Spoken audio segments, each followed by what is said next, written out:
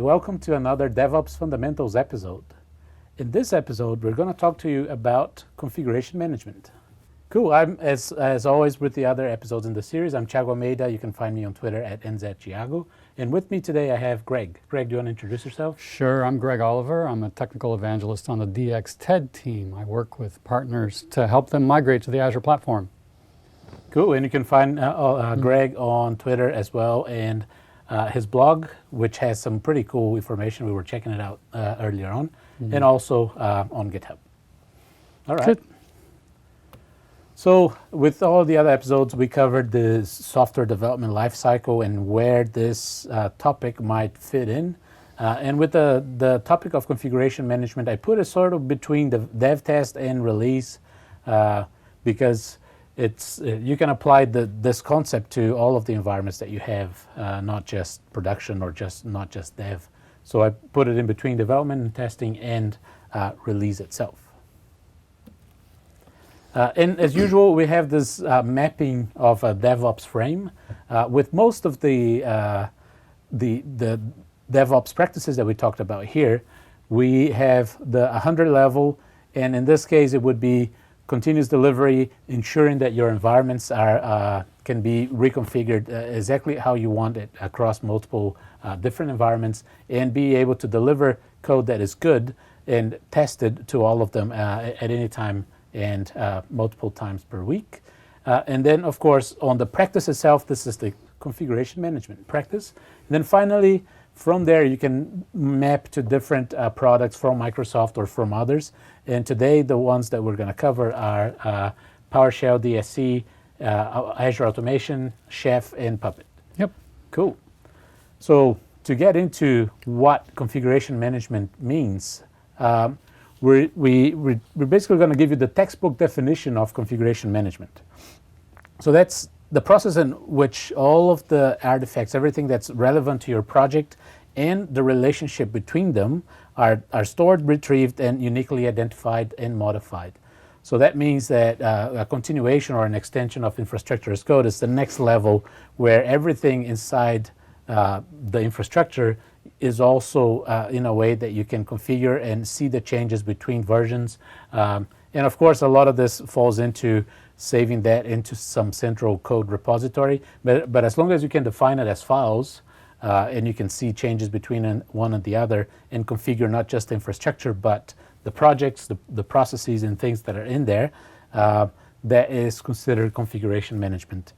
The questions that you could ask yourself when you're talking about configuration management, for example, is can you exactly reproduce your environments from all the way from an operating system, the hardware behind it, the patch levels, the software stack that's on top of it, like .NET or the Java runtime, and the apps that are deployed into it. So if you can reproduce that, you're probably getting quite a long way into it. Can you easily make incremental changes to any of these and deploy them to any environment? And then finally, can you trace the changes back to an individual person or an individual commit into your code and where it was made and all of that? So those are some of the questions that you should ask yourself. And if you can, then you're probably doing pretty well in the configuration management area. Good. And we just have a little animation here to show you the deployments going into the environments and the configuration. Cool. So as with the other episodes, so this section here, it's pretty quick, and then we're going to jump straight into demos. Unless you want to talk a little bit more about the what you think configuration management is. No, I'm all about the demo. All right, great. So let's do it. Okay. So in the demo, I'll be showing configuration management, but I also wanted to put it in the context of continuous deployment, which is a key practice inside of DevOps. With configuration management, we think in terms of configuring the infrastructure, as Thiago was just saying, but also configuring the contents of the VMs in their various roles. So the ARM template in Azure speak these days, Azure Resource Manager, you can write a template And that template describes the infrastructure, which is network, storage, compute, and all of the various details involved to build out an application, to build out a SQL cluster, to build out an Active Directory cluster, and so on and so forth. And then you can actually add configuration to the template in the form of VM extensions that allows you to define the details of what goes into each VM. So it can either be on a VM by VM basis, or it can also be classes of VMs. So web tier, for example, each of the VMs in the web tier can be identically provisioned by the same configuration. So that's the top half of the slide. In the bottom, this is pretty important, because when we talked about continuous deployment in the other episode, we showed the demos that we showed were all based on your solution. So we had an Azure web app with a soft SQL database and continuously deploying into environments that same solution. But this goes a little bit further to include the actual infrastructure, what runs inside the infrastructure to support that application as well. Yep. Yep. And so the bottom half of the slide, again, just to put it in context with continuous deployment, is you have your various cycles of development, and then you deploy through some sort of build and deployment tool, generate packages or whatever you need to deploy into your environment, and then those changes get picked up by the VMs. Cool. So this is the architecture of the demo that I'll be showing. I won't be showing actually the code and the build and deploy and package, but again, that's just to put it in context. What I will be showing is 3 VMs, one of which is being configured by DSC Pull Server in Azure Automation. Another is being, the configuration is being stored by a Puppet enterprise server. And the third is being configured by a Chef server. Cool. So now I'm going to exit from the PowerPoint and flip over to the actual demo. The first thing I want to show in the demo is the various management servers and the list of nodes currently under management inside those servers. So in the Azure portal, I go to my automation account, and you can see here it says DSC nodes, and currently there's 0 in the list of nodes. And there's a reason for that. I'm going to build that node during the demo. The next one I want to show you is Puppet Enterprise Server. I'm just going to refresh this just to make sure my credentials are still current. And you can see here in the list that GoLive Pup VM is under management. It's got a little green check mark. It says it was unchanged 9 minutes ago. That means that that VM is actually checking in periodically and reporting back its current state to the Puppet Enterprise Server. And we can see that that's in a good state. Next one I'm going to look at is Chef. Under Chef management, I have one here called GoLive Chef VM. And it also has reported in recently. Let me go ahead and refresh this page just to be sure. It is interesting how the VMs themselves are the ones that report into the server side. Yeah, the configuration is stored on server side, and the VMs check in periodically to see if there's any changes to the configuration that's been set up for them. Yeah. If there's been no change in the configuration, then they check their existing configuration and see, are there any differences? Have I drifted? And if so, it'll try to bring it back. If there are changes at the server side, then it says, oh, okay, well, I need to add this new application, I need to add this new firewall rule, whatever it might be, and it'll come into sync. Cool. So as you can see, the configuration is here, and that's already in the list. So great. So I've got 3 VMs. I've got, well, the one for DSC management doesn't exist yet. The one for Puppet you saw just a second ago, and the one for Chef is on the screen. So let me go ahead and kick off the template, the ARM template, that will build that DSC server. Okay, so I'm going to create the resource group, and then, let's see, go ahead and run the template. Cool. And while you'll see this is very similar to the one that we ran in the infrastructure as code, but this template goes a little bit further, right? It does, a little bit further. Yeah. Not that I actually saw what you did earlier. But as you can see, there's resources in the template, storage, public IP addresses, virtual networks, and so on and so forth. But what I think Thiago is referring to is down here way at the bottom after the VM is actually a specification for a VM extension. And that VM extension is what is going to load up PowerShell DSC. Right. It will load up the Windows Management Framework version 5 production preview at this point in time. It's going to reboot the computer, and then it's going to pre-configure the environment based on these criteria. There's a registration key for my Azure Automation account. Right. There's a URL to my Azure Automation account so it can sign in and interact with the environment. And then there's a few details about how frequently it should check in, what its configuration name is, and so on and so forth. Cool. So all of this configuration is being baked into that VM as it's being created. And then as soon as that VM comes up and that extension is installed and working, it's going to check into the DSC pull server at Azure Automation, find out what its configuration is, pull that configuration down, and then set itself up accordingly. Right. That's really cool. Yeah. So while we're waiting on that, and we can see here that The progress. it's working, we can go back to the Azure portal and take a look at its progress. So while we're waiting on the DSC configured machine to come up, I wanted to show you some of the details of the configurations that are going into these machines. I'll start with the one that's going into the DSC managed machine. And so there's a list of DSC configurations here. Webhead config is the one that I'm using, and I can look at the view configuration source. And under configuration source, you can see there's a PS1 file that's been ingested into the Azure Automation DSC pull server and compiled. The source says that for this type of node, I'm going to load Chocolatey installer. I'll get around to Chocolatey here in just a few minutes. And then I'm going to load a Windows feature. I want to load the web server feature, and I want to load a few other Windows features in support of that web server capability. And then I'm going to go ahead and create a few firewall rules.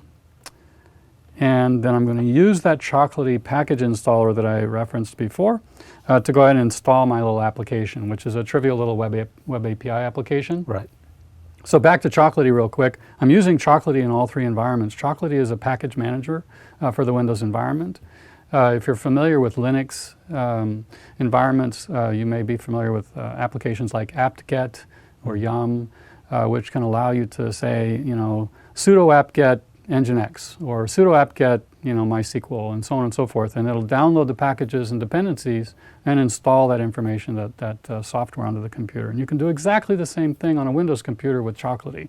You can actually say, Chocolatey install Notepad++, and it'll install Notepad++ onto your computer.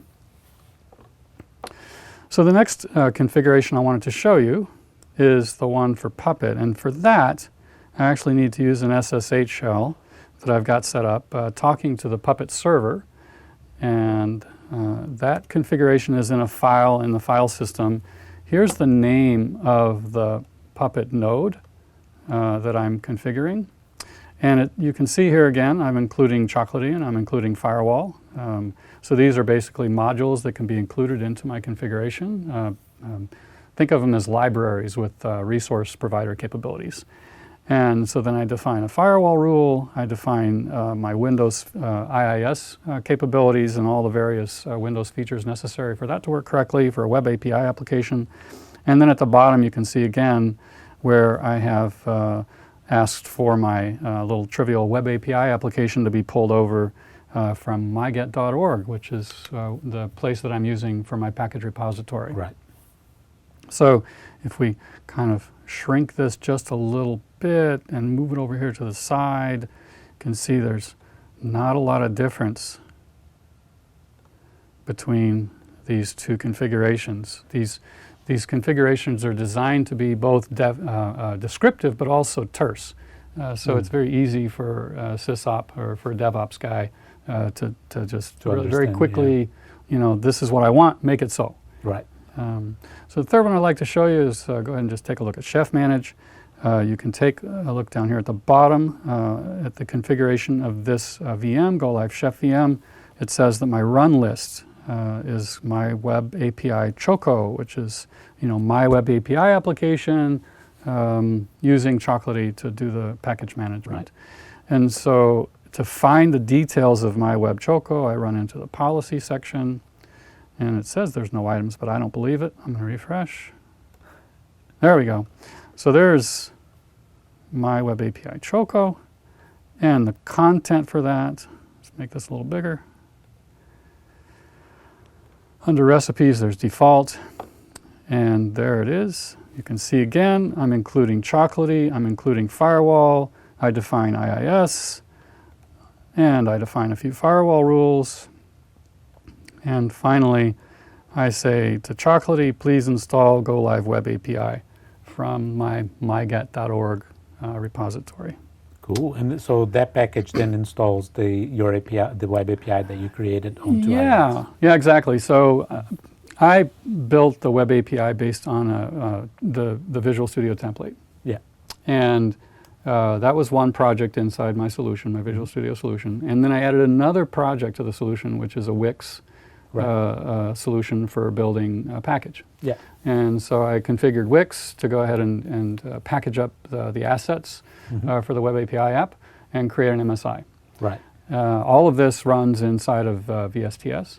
I can literally make a tweak to the code in my Web API solution project, and then test it, check it in, and then if I've got the little checkbox that says build on check-in, it'll build automatically. Yep. It'll go through all the machinations necessary to create the MSI, and then it actually stores the new version of the MSI in myget.org for me. Right. It updates my new spec. Everything's all automated. Cool. So that's also take advantage of what we showed in the continuous integration episode here is you're using it for whenever you update your web API to package it up and push the package up to myget. Right. Yeah. Yep. Cool. Exactly. So let's take a look and see if we have finished deploying that DSC computer. And from an infrastructure perspective, you have one VM. We have one VM for the Puppet Master. The Chef is hosted. The Chef hosted. DSC is this PowerShell automation is a service on Azure, and all those are just the managers of the configuration that you want to do. Exactly. And each one of those you have created a virtual machine on Azure for each one of them to manage. And to report back into those. And I'll show the diagram again here in a few minutes, just so people can get oriented again as to what we've been talking about. So we've waited a few minutes for the DSC managed computer to become ready, and so let's go take a look. You can see now from before it said DSC nodes was 0. Now there's 1 because the VM has automatically registered itself. We also waited for it to go ahead and finish its compliancy. And so if we check in a little bit on the details, we can see that it's in a compliant state. And there's a nice report of all the different steps it took. And if you looked at it very closely, you would see that it installed IIS and all the features that we asked for. It installed Chocolatey and a few firewall rules, and then it installed my web API application. So it reports as compliant once it's finished installing everything that you asked. And then every 30 minutes, actually it's every 15 minutes, it checks back to see if the configuration has changed. All right. And even if the configuration hasn't changed, it's going to check to see, am I still in compliance with the configuration that's currently in place? Right. So great. So the next thing to do is just to verify that all this stuff worked. And to do that, I have a browser here. I'm just going to copy these URLs and delete the page and paste it back in. So here's the Chef one, and it popped up. And here's the Puppet. Let's grab his pointer and create a new page, paste it in. And the Puppet's working, and then the DSC copy that. Put a new tab, take a look, and there it is. Cool. So- So that's the same web API that you It's the had in the package. same web API that I installed in the package, and I know because out here at the end, I actually added a feature to the application. Here, it's reporting the version number 1.19. Right. Yeah. Cool. So, All right. So let's go back to the slide Yeah. and Okay. just to show your you bet. architecture again. Mm-hmm.